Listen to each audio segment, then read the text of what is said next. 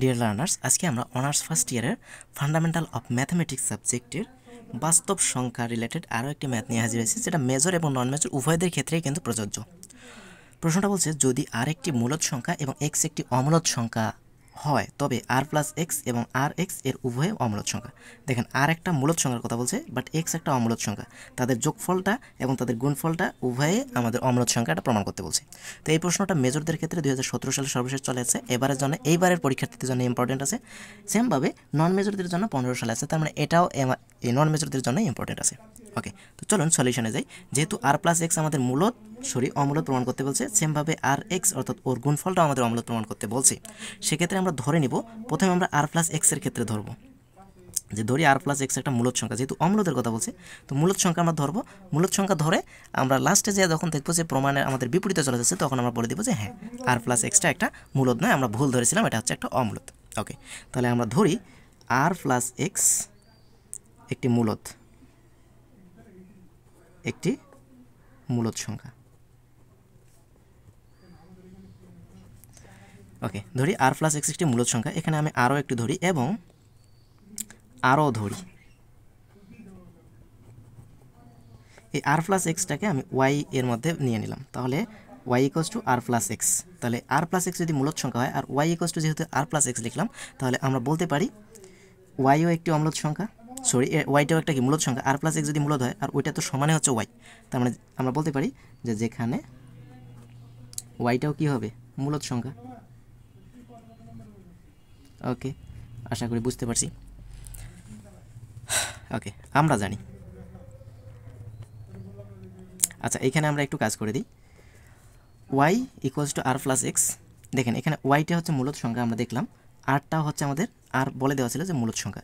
তাহলে এই Y plus আরটাকে আমরা এই পাশে নিয়ে আসলাম, তো দুইটা আমরা মূলদ সংখ্যার পার্থক্য পাইলাম। ইকুয়ালস টু এখানে আছে আমাদের এক্স। তো দেখেন, ওয়াইও মূলদ সংখ্যা, আরও মূলদ সংখ্যা। এখানে আমরা কিন্তু আর প্লাস এক্স মূলদ সংখ্যা ধরে কিন্তু কাজটা করতেছি, তাই না? তাহলে ওয়াই প্লাস আরটা এই পাশে যদি আসে, তাহলে মাইনাস আর, প্লাস আরটা এই পাশে আসি মাইনাস আর হলো। তো ওয়াইটা একটা মূলদ সংখ্যা, আরটাও কিন্তু একটা মূলদ সংখ্যা আমাদের দেওয়া ছিল। ইকুয়ালস টু ডান পাশে হচ্ছে এক্স। তাহলে এই যে দুইটা মূলদ সংখ্যার পার্থক্য কিন্তু অবভিয়াসলি মূলদ সংখ্যা হবে। কীভাবে হবে দেখেন, আমি একটা 2 একটা মূলদ সংখ্যা নিলাম আর 5 একটা মূলদ সংখ্যা নিলাম। তাহলে এই দুইটার পার্থক্য দেখেন, 5 মাইনাস 2 এর পার্থক্য কী হয়, 3। তো 3 একটা কি মূলদ সংখ্যা না? অবভিয়াসলি দুইটা মূলদ সংখ্যার পার্থক্য কিন্তু মূলদে হবে। তাহলে আমরা বলতে পারি ওয়াই মাইনাস আর এটা কি একটা মূলদ সংখ্যা। তো আমরা এখানে লিখে দিব যে আমরা জানি যে কোনো দুটি মূলদ সংখ্যার অন্তর মূলদ।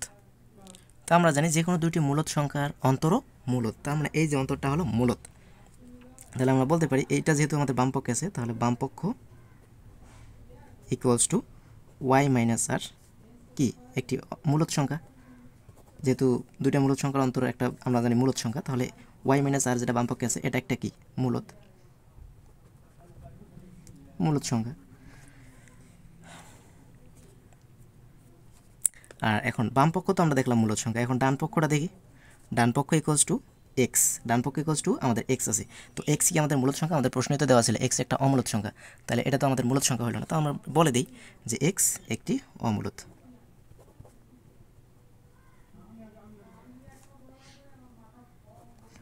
সংখ্যা। তাহলে আমরা বলতে পারলাম এখান থেকে আমরা ইমপ্লাইজ দ্যাট বলতে পারি যে যেহেতু এ হলো মূলদ সংখ্যা, বামপক্ষ মূলদ সংখ্যা, বা ডান পক্ষ অমূলদ সংখ্যা, তাহলে আমরা বলতে পারি যে বামপক্ষ নট ইকুয়ালস টু হচ্ছে ডান পক্ষ। তাহলে বামপক্ষ নট ইকুয়ালস টু হলো আমাদের ডান পক্ষ। যেহেতু বামপক্ষ আর ডান পক্ষ আমাদের স্যাটিসফাইড করলো না, তাহলে আমরা বলতে পারি যে এটা হচ্ছে আমাদের শর্ত বিরোধী। আমরা লিখতে পারি যা শর্ত বিরোধী। ওকে, যেহেতু আমাদের শর্ত বিরোধী হয়ে গেছে, আমরা যেহেতু আর প্লাস এক্স আমরা মূলদ সংখ্যা ধরে আমরা দেখলাম যে শর্ত বিরোধী হয়ে গেছে, তার মানে আমরা অবভিয়াসলি বুঝতে পারলাম যে অতএব আর প্লাস এক্স মূলদ না, এটা আমাদের ভুল সিদ্ধান্ত ছিল, এটা হয়ে গেল অমূলদ সংখ্যা। ওকে, তাহলে আর প্লাস এক্স যে আমাদের অমূলদ সংখ্যা প্রমাণ করতে বলছিল সেই আমরা প্রমাণটাই করলাম। এই যে আর প্লাস এক্স আমাদের অমূলদ সংখ্যা প্রমাণ করতে বলছে, সেটাই আমরা প্রমাণ করলাম। সেমভাবে এখন আমরা আর এক্স গুণের মানটাও আমরা অমূলদ সংখ্যা প্রমাণ করব। ওকে, তো আর এক্সটা আমাদের অমূলদ সংখ্যা প্রমাণ করতে বলছে। আমি আবার ধরলাম যে আবার ধরি আর এক্স মূলদ সংখ্যা, এবং আরও ধরি আর এক্সটাকে আমি জেডের মধ্যে রাখলাম। তাহলে R X Z equals to R X. তাহলে এখানে কি হবে, জেডটা আমাদের কি মূলদ সংখ্যা হয়ে যাবে। তাহলে যেহেতু আর এক্স মূলদ সংখ্যা, তার মানে আর এক্সটা যেহেতু জেডের মধ্যে আছে, তো অবভিয়াসলি জেডটাও কি মূলদ সংখ্যা। আমরা বলে দিতে পারি যে যেখানে জেড মূলদ ওকে, মূলদ সংখ্যা। তাহলে আমরা এখান থেকে কী বলতে পারি দেখেন, ইমপ্লাইজ দ্যাট আমরা বলতে পারি জেড একটা আমাদের মূলদ সংখ্যা, আমরা ধরে নিয়েছিলাম যেহেতু আর এক্স মূলদ সংখ্যা, সেক্ষেত্রে জেড একটা মূলদ সংখ্যা হলো, বাট আর একটা মূলদ সংখ্যা কিন্তু ছিল, তাই না? আর এক্স কিন্তু অমূলদ। তাহলে আমি জেডকে এই এক্স থেকে আমি এই পাশে নিয়ে আসলাম, আরটাকে আমি এই পাশে এনে ভাগ করে দিলাম, তাহলে ইকুয়ালস টু এক্স। তার মানে জেড বাই আর, অর্থাৎ এটাও মূলদ এটাও মূলদ। তো মূলদ সংখ্যার ভাগফল কিন্তু আমাদের একটা মূলদও হবে। যেমন আমরা যদি দেখি 3কে আমরা যদি 2 দ্বারা ভাগ করি, দেখেন 3ও একটা মূলদ সংখ্যা, 2ও একটা মূলদ সংখ্যা।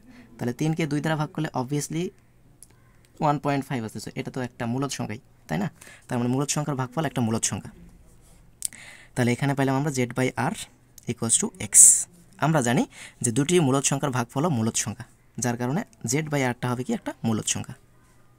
দেখেন আমরা জানি যে দুটি মূলদ সংখ্যার ভাগফল একটি মূলদ সংখ্যা, ফলে এই যে জেডটা মূলদ সংখ্যা আরটা মূলদ সংখ্যা, তার মানে জেড বাই আর এটা যে ভাগফল আকার আছে এটাও একটা কি মূলদ সংখ্যা হবে, কিন্তু এক্সটা আমাদের মূলদ সংখ্যা নয়, কিন্তু এক্স একটি অমূলদ সংখ্যা।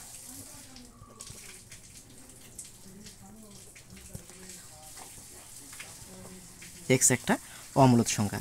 তো বাম পক্ষ আমাদের আসলে মূলদ সংখ্যা, ডান পক্ষ আসলে আমাদের অমূলদ সংখ্যা। এটা তো হতে পারে না যে হাতি ইকুয়ালস টু ঘোড়া, তো কোনোদিন হতে পারে না।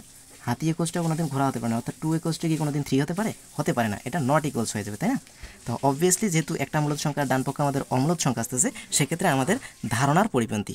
তাহলে আমরা বলতে পারি যা শর্ত বিরোধী, যা শর্ত বিরোধী, বা আমাদের ধারণার পরিপন্থী। যেহেতু শর্ত বিরোধী, তাহলে আমরা বলতে পারি অতএব আর এক্স এটা একটা মূলদ সংখ্যা না, এটা একটা হচ্ছে অমূলদ সংখ্যা, অর্থাৎ আর এক্স একটি অমূলদ সংখ্যা। ওকে, তো আর এক্সটা আমরা মূলদ সংখ্যা ধরে দেখলাম যে আমাদের শর্ত বিরোধী হয়ে যাচ্ছে, সেক্ষেত্রে আর এক্স একটা অমূলদ সংখ্যাই হচ্ছে। সেমভাবে আর প্লাস এক্সটা আমরা মূলদ সংখ্যা ধরছিলাম, বাট আমাদের শর্ত বিরোধীতে চলে গেছে, যার কারণে আর এক্স একটা মূলদ সংখ্যা। যার কারণে মূলদ সংখ্যা ধরে আমরা দেখলাম যে শর্ত বিরোধী, অবভিয়াসলি তাহলে ও কী হয়ে যাবে? অমূলদ সংখ্যা হয়ে যাবে। তো আশা করি বুঝতে পারছি। এরপর যদি কারো কোথাও কোনো ধরনের সমস্যা থেকে থাকে তাহলে নির্দ্বিধায় আপনারা প্রশ্ন করতে পারেন। সাথেই থাকুন। ধন্যবাদ সবাইকে।